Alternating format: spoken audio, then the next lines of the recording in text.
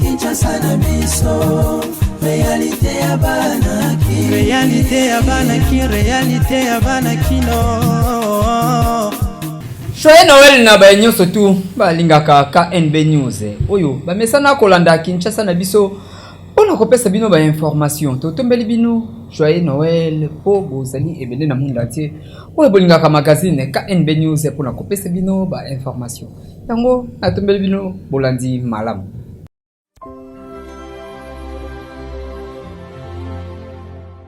Chers compatriotes, nous sommes heureux de partager encore une fois ce moment de communion avec vos familles. Ce message de vœux est devenu, depuis 5 ans maintenant, une tradition et nous mesurons à juste titre la grâce que nous avons d'être parmi vous. En effet, outre la présentation des vœux, nous avons pris rendez-vous chaque année en cette période précise pour faire d'une part une brève rétrospective de l'année qui s'achève et d'autre part, des projections pour l'année qui s'ouvre. Nous vous adressons ce message au lendemain de la tournée électorale, une période marquante où nous avons eu l'opportunité de parcourir à nouveau les coins et recoins de notre pays. Cette expérience enrichissante nous a permis de nous imprégner de la réalité de nos concitoyens et d'écouter de plus près la voix de chacun d'entre vous. Bien au-delà de l'effervescence, les fêtes de fin d'année sont des moments qui nous invitent à la gratitude, à l'unité et à l'espérance.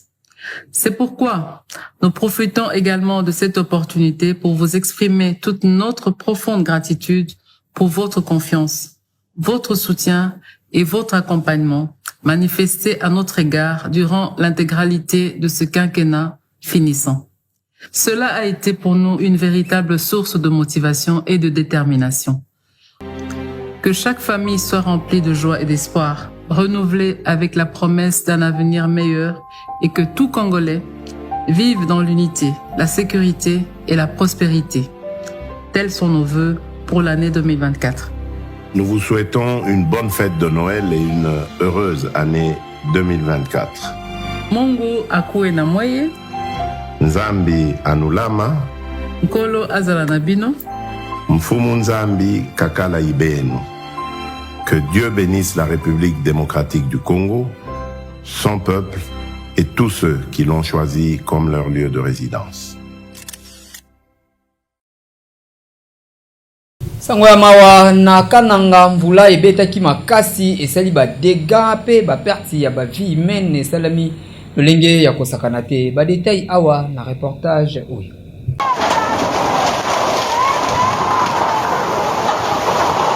Likambo ya pasi makasi esalemi kuna na Kasai Central, précisément na kananga esikani ni mvula makasi oyo ebetaki ebuki bandaku esali badega ebele vraiment oyo bato ebele babungisi biloko ba perdre bandako kasi ya pasi makasi ezali ete ba vie humaine ekei kaka boye sans liloba batikela ata na famille bato bakufi kaka boye yo mokotala oyo bazali kotimola boye na mabele ezali te po bazali koluka manioko kasi bazali kolukande bato oyo bakundami na sela mabele na dega oyo mvula ebi na kosala selon ba témoin oyo bazalaki wana bazangaki liloba te balobaki.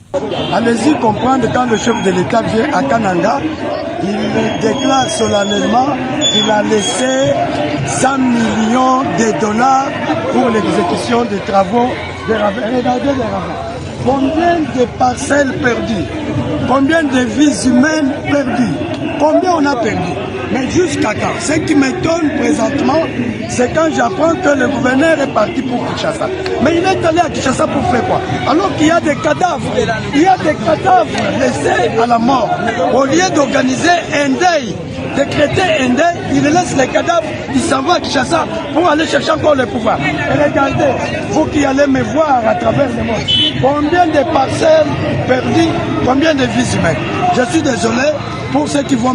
mpasi makasi komona bato bakei kaka boye yo moko tala mai ndenge ekoti na bandako bamai edeborde kolongwa na Bukavu yango lisusu eye kosalema awa na Kananga epesi pasi pe mawa bato ebele babungisi baparent babungisi bana babungisi bandeko na mvula oyo ebetaki epesi pasi tika ete molimo ya bandeko oyo bakei epema na kimia.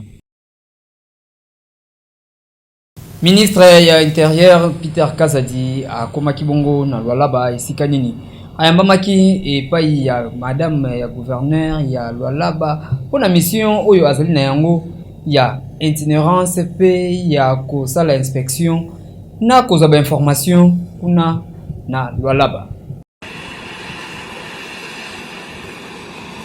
Après avoir kozala na Lubumbashi kuna na Okatanga akitaki bongo na Kolwezi kuna na province ya Lualaba esika nini ayambamaki epai ya gouverneur Fifi Masuka esika babetaki masolo na tina ya mission oyo azali na yango mission ya kozwa information ya inspection pe ya itinérance surtout mingi na ba période oyo tozali période moko ya électoral yango ministre ya intérieur Peter Kazadi azali kotambola na tina ya kosassurer que sécurité ya République démocratique du Congo ezali kitoko ezali malamu kasi na réunion yango esika nini bazalaki na hôtel ya gouvernement provincial ba kubetaki masolo na ba autorité ebele ya province ya Lualaba.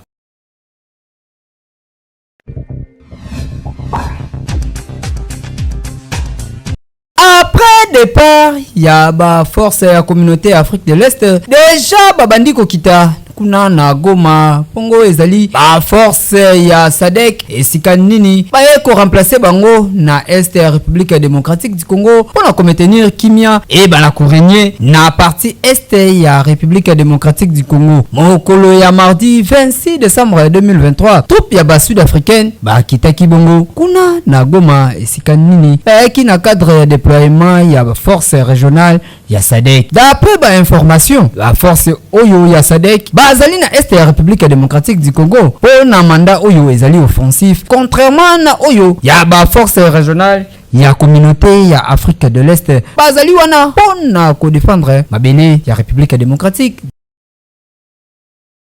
Fleuve Congo est débordé makasi quartier pompage Minza pêcheur kuna Nambudi bato bazali ya kozinda po mai e koteli bato na bandako na ndenge ya kosakana te.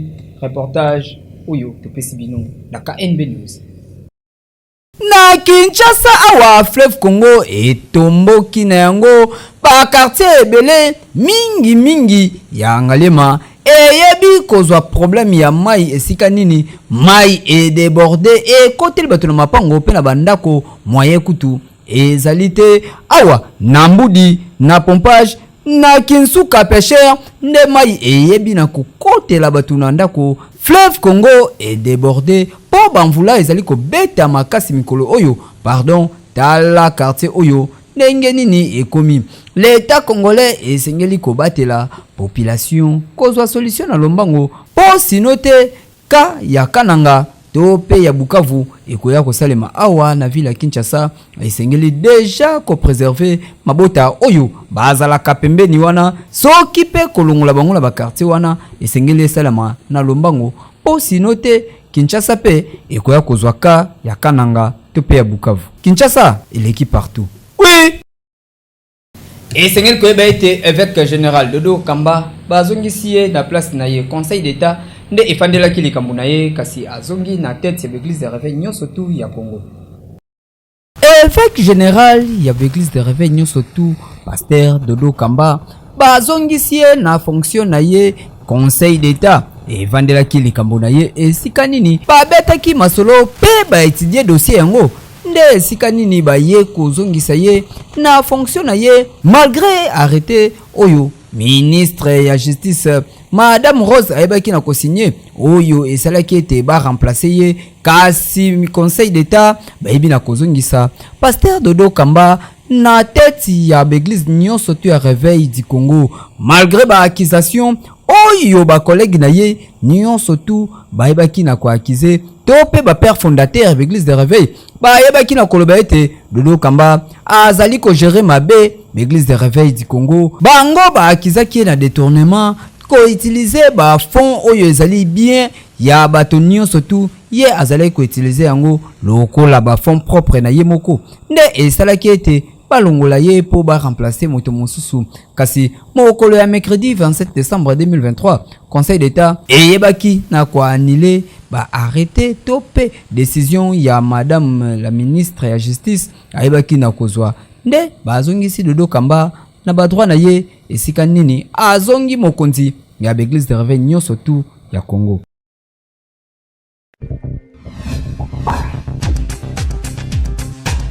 Beltesco azali ko continuer ko servir la population ya République démocratique du Congo na ba produit na kitoko surtout na ba fête oyo somba na yo biloko ya Beltesco pour libota na yo ezala na santé kolongono.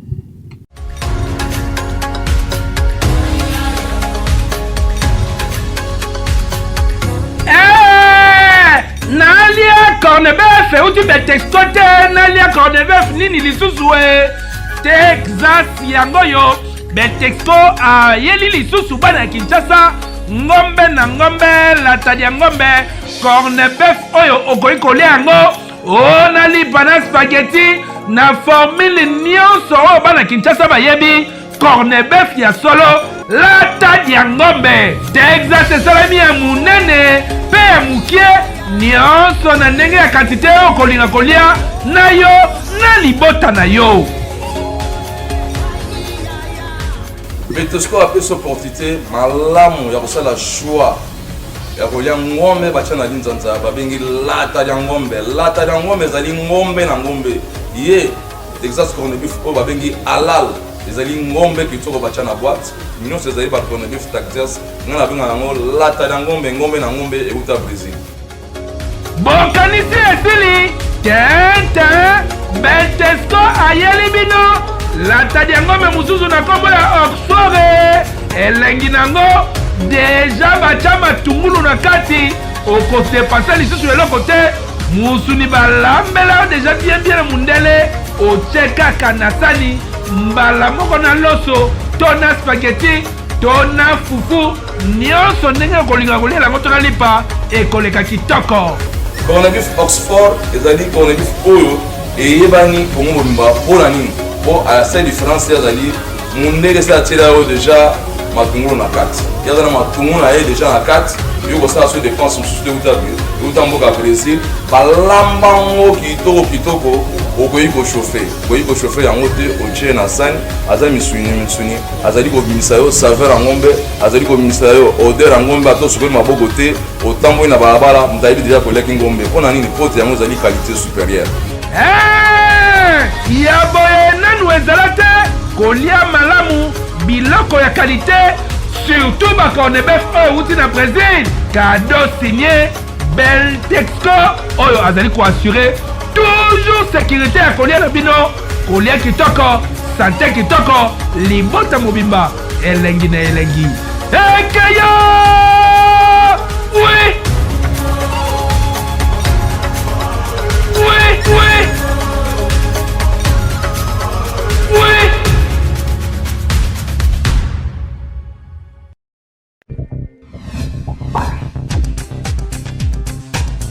Pape François a taclé les sous Fridolin Ambongo Azali, cardinal ya République démocratique du Congo. Et de la justice. Ensuite, dans la cathédrale de Kinshasa, j'ai rencontré les prêtres, les diacres, les hommes et femmes consacrés et les séminaristes. Ils sont nombreux. Ils sont jeunes, car les vocations sont nombreuses. Et je remercie le Seigneur. Je les ai exhortés à être des serviteurs du peuple comme témoins de la mort du Christ en surmontant trois tentations, la médiocrité spirituelle, le confort mondain et la superficialité. Ce sont des tentations, je dirais, universelles. Pour les séminaristes et pour les prêtres, la médiocrité spirituelle, lorsqu'un prêtre tombe dans la médiocrité, c'est triste. Le confort mondain, la mondanité donc.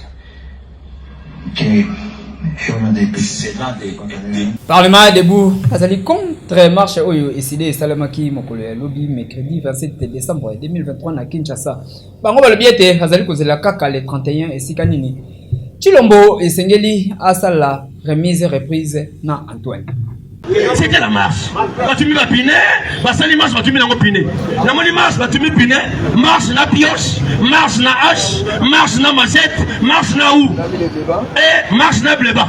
Après marche oyo opposition ibaki na kosala awa na Kinshasa mokolo ya mercredi 27 décembre 2023. Parlement debout ya IDPS baseki na bango makasi po selon bango balobiete marche esalemaka lolenge oyo eside esalemite kaka liboso ya parti politique na bango batumbi bapine basali marche entre bango eloko te malunga esalite wana nyonso tu ezali bongo souci ya kopola na ba élection nde ezali kosalisa bango makambo oyo selon bato ya parlement debout ya IDPS bango balobiete bazali kozela le 31 décembre oyo publication kosalema esika nini Félix Antoine Tshisekedi Tshilombo a kosala passation de pouvoir entre Tshilombo na Antoine yoka ndenge mateya epesamaki awa na parlement debout. Tu mets la piné, basali marche, tu mets la piné.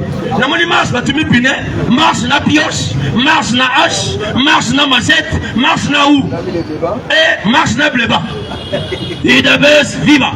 Et on a compris. J'ai compris. Et nous avons compris. Bon, c'est la caca le 31. Merci. Ndetoyebana qui est élu et qui n'est pas élu. Félix a constaté il y aura passation pacifique des pouvoirs et une investiture entre Félix Antoine Tshisekedi et Félix Antoine Tshilombo.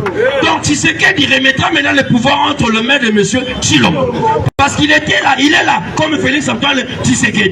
Maintenant Tshilombo attend le 31. Parce que le 31 on déclarera Tshisekedi comme président. Plutôt Tshilombo président. Parce qu'il faut revenir aussi dans le sens de mots. Et le sens des noms.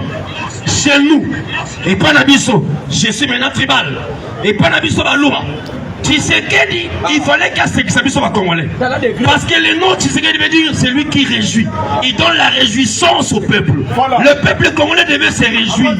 Maintenant, celui qui a la réjouissance viendra avec les pouvoirs de la réjouissance. Parce que Kabila n'est pas là, la joie, il va remettre maintenant à celui qui est le grand dirigeant.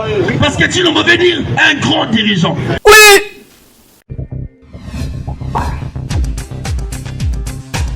Jamais zanga awanaka NB TikTok moko lelo ingénieur agapeka chama pesibiso oyo za jar mobala ndeni kolengela ngela maso bondela basi mon cher mwasi nanga na kolengele na kobondele na kolambele na kosalele parce que mwasi nanga yo so za comportement batatu baluba mona rôle mwasi za la cuisine ngapo nanga mwasi a reine nga mwasi nanga za reine mon cher mtako sote yanke na bolingo za raté yuma pe na bolingo za raté kosenga pardon ko bondela mwasi eza synonyme faiblesse te so za osali mabese nga bolimbisi ya bolingo mwasi faut kolengela mwasi faut ko adorer parce que mtabuka mabolongo asambela ka tsako maboka nzambe yo so za comportement baluba ezara suite ba comportement na tapije.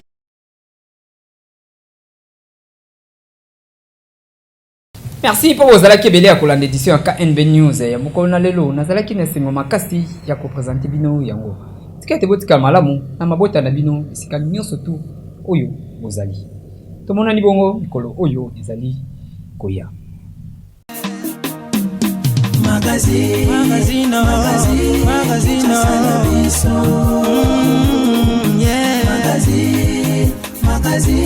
Kinshasa na biso réalité ya banaki réalité ya banaki no